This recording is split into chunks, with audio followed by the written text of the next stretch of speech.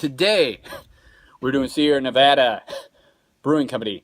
This is the Resilience Butte County Proud IPA, the Campfire. This was made for to raise money. It is a 6.7% alcohol by volume, guys. We're going to start on this. Get a little nucleation on this. Beautiful, beautiful, beautiful. Foamy head. You get a light brownish, whitish color there. Orangish, brownish color there. This is an ale. Piney, earthy smell there. They're gonna go for a taste.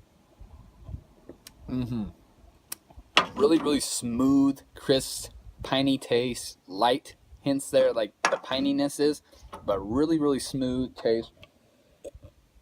But I'm gonna get right on the rating with this, guys. I'm gonna give this a 7.5 out of 10. Try it out for yourself, guys, and thanks for watching, guys. And drink responsible. Do not drink and drive. And God bless.